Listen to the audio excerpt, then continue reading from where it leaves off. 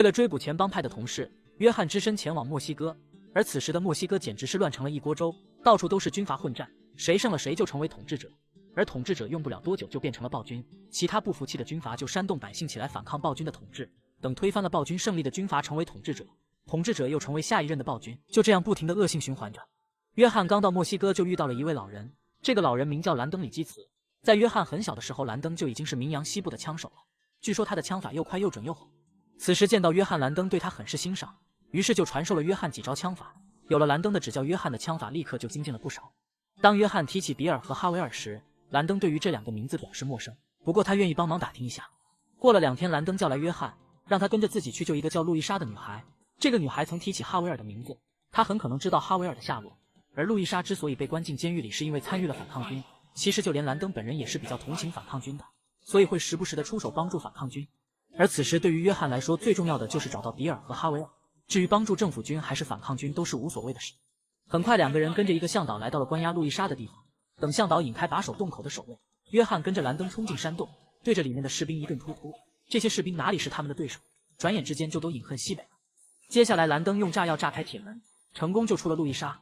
可等问起哈维尔的下落时，路易莎却说不知道，他当时被关在监狱里，曾听人提起过这个名字，至于其他的事情就一无所知了。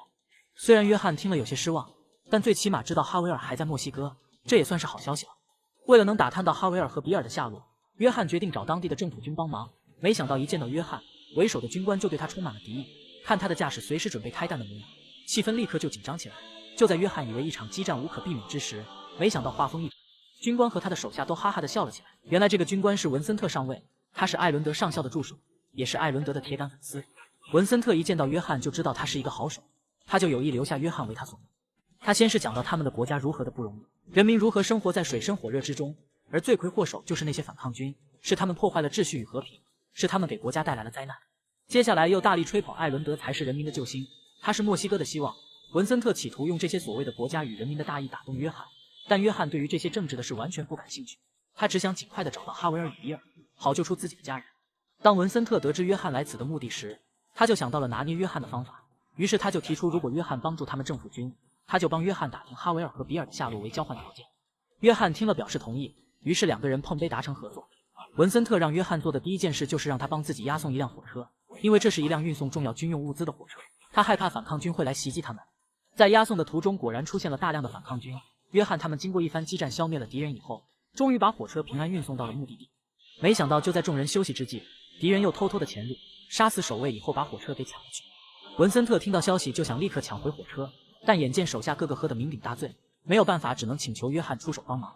约翰骑上马追上火车，由于火车上的敌人不多，约翰很快就把他们都解决掉了。接下来约翰跳上火车，双手用力拉下火车的制动。就在这时，随着一声巨响，炸药把前面的大桥给炸毁了，眼看火车就要掉下悬崖。就在这千钧一发之际，约翰终于把火车给停了下来。有了约翰这个免费又好用的劳动力，文森特是一点也不客气，每一天都把工作都给他安排得满满的，不是让他去运送军用物资，就是让他去剿灭反抗军。文森特他们虽说是政府军，其实跟土匪也差不多，强抢民女，杀人放火，对他们来说都是家常便饭的事。眼见他们的恶行，约翰越来越厌恶他们。每当约翰问起比尔和哈维尔的消息时，文森特总是说一直派人在打听，但感觉他好像就是在敷衍自己。